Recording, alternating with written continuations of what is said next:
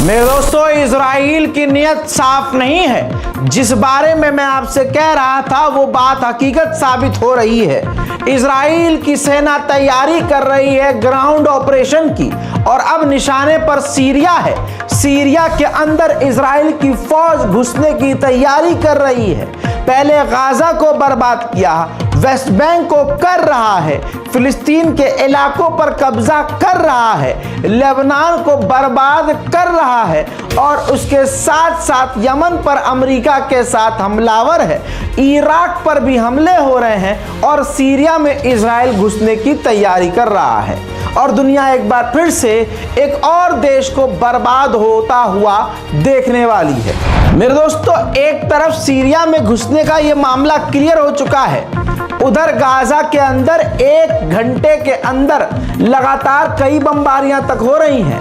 Israel जैसे जैसे समय बढ़ रहा है तेजी से गाजा को और बर्बाद कर रहा है।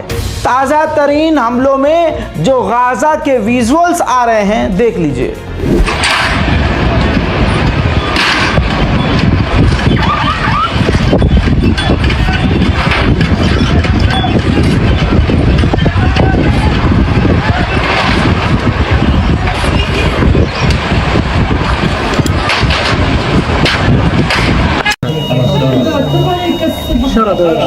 بدأ استهداف جديد لمجموعة من المواطنين بالقرب من دوار أبو الجديان في مشروع بيت لاهي الآن.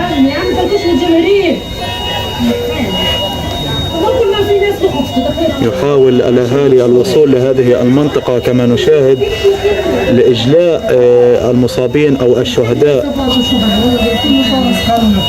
المنطقة التي نتحدث عنها خطيرة جدا، من يحاول الوصول يستهدف.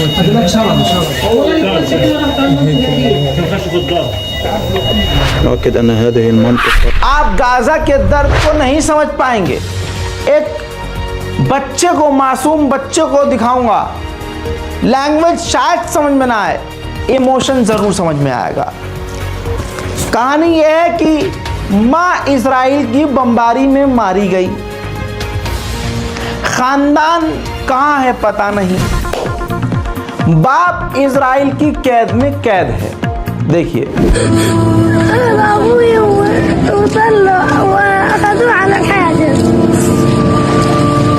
طب وين امك انت؟ استشهد.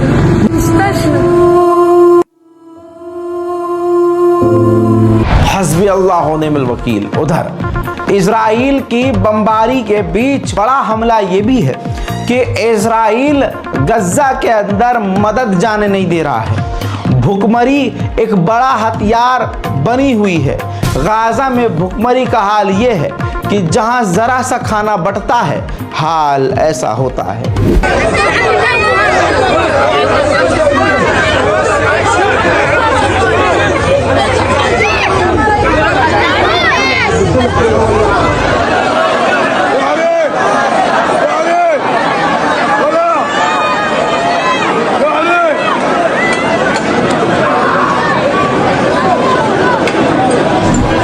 आइए ग्राफिक्स से नुकसान समझते हैं। 409 दिन नरसंहार के हो चुके हैं। दोस्तों, 7 अक्टूबर से अब तक इजराइल ने 43,922 लोगों को शहीद कर दिया है।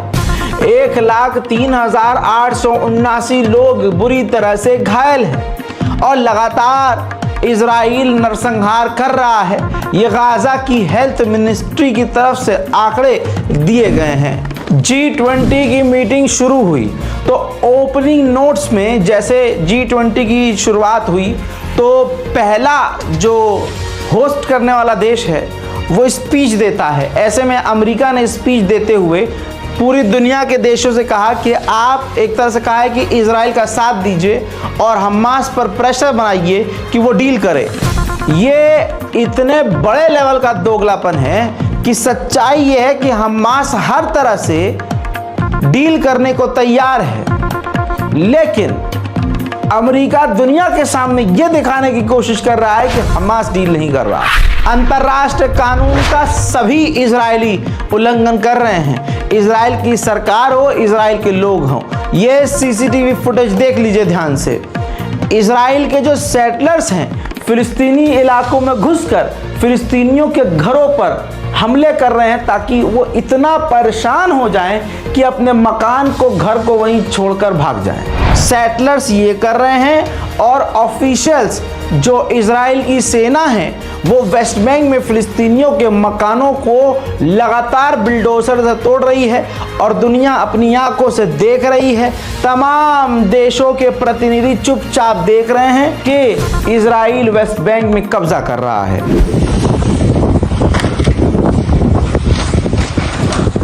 وقوف أبو ميران حسبي الله ونعم الوكيل اللي كسر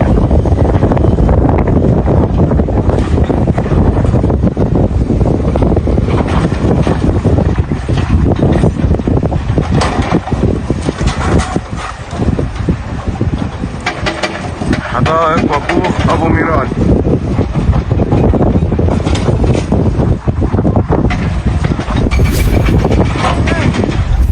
इतना ही नहीं दोस्तों, इजराइल की सेना वेस्ट बैंक फिलिस्तीन के दूसरे इलाकों में रेड कर रही है।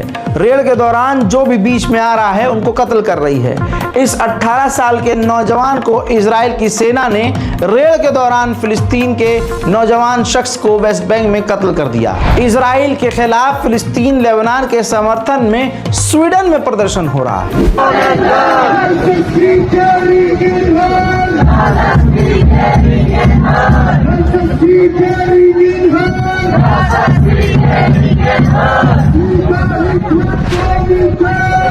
ये आपने स्वीडन देखा, लेकिन बता दूं कि दुनिया का सबसे पावरफुल आप प्रधानमंत्री समझ लीजिए नेतन्याहू को, लेकिन नेतन्याहू फिर भी अपने मुल्क में अब पूरी तरह से जलील हो रहा है। इजराइल के लोग ही नेतन्याहू के खिलाफ बड़े बड़े प्रदर्शन इजराइल की सरजमीन पर कर रहे हैं, देख लीजिए।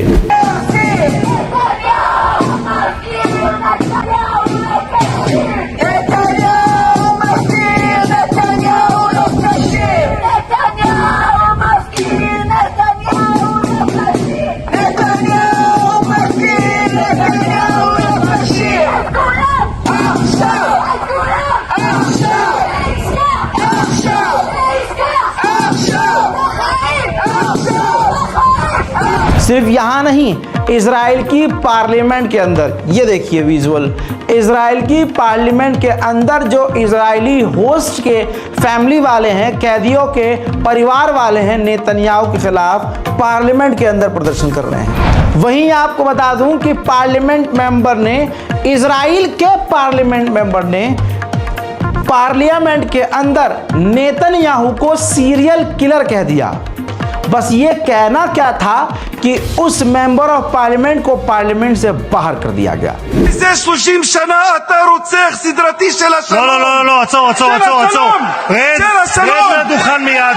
רד מהדוכן מיד. להוריד אותו עכשיו. מה החזון רוצח שלך? סדרתי בקפלן, לא פה. רוצח סדרתי של השלום זה אתה. רד מהדוכן. רוצח סדרתי, רד מפה. רד מפה, חצוף.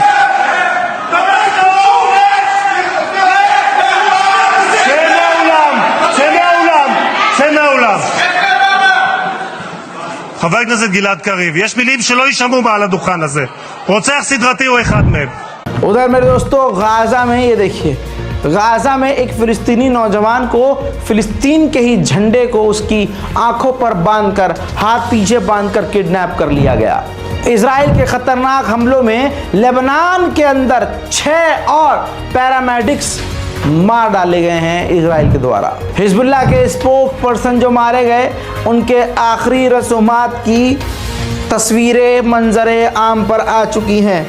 ये बात फिर कंफर्म होती है कि हिजबुल्लाह के टॉप लीडर मारे गए हैं और एक बार फिर से हमारी खबर की पुष्टि होती है कि रज़ा गराफी जो आपको बता और दिखाता है वो बिल्कुल सटीक होता है। खबर ये है कि अमेरिका के एम्बेसडर जो लेबनान के लिए हैं, जो बड़ी ही तेज़ी से वापस अमेरिका जाने की तैयारी में थे, उन्होंने अमेरिका लौटना फ़िलहाल के लिए रद्द कर दिया है। कहा जा रहा है कि अमेरिका की तरफ से लेबनान की गवर्नमेंट से सीज़ फायर की वो बात कर रहे हैं। एक और बड़ा खुलासा हुआ है। खुलासा ये है कि दुनिया देख रही है कि लेबनान में भारी मात्रा में गाज़ा की तरह तेज़ी से आम लोगों के मारे जाने की संख्याएं बढ़ रही हैं, जिसकी वजह से खबर यह आ रही है जो बिल्कुल पूरी दुनिया के तमाम मीडिया चैनलों पर आ चुकी है, जो अखबारों में है कि हिजबुल्लाह को अब ईरान खुद कह रहा है पीछे हट जाओ। जी हाँ, हिजबुल्लाह को ईरान कह रहा है कि चाहे आपको लिथानी रिवर से पीछे हटना पड़े, हटो, कुछ भी करो, इस जंग को ख़त्म करो, क्योंकि ईरान देख रहा है लेबनान में मोटा और भारी नुकसान। उधर नेतन्याहू ने कहा है कि हमने हिजबुल्लाह के 80% रॉकेट मिसाइलों को ख़त्म कर दिया है। फिलहाल के दिन के पहले अपडेट में आज और अभी के लिए इतना ही। जल्द लौटूंगा और भी बड़ी जानकारियों के साथ, तब तक के लिए जय हिंद।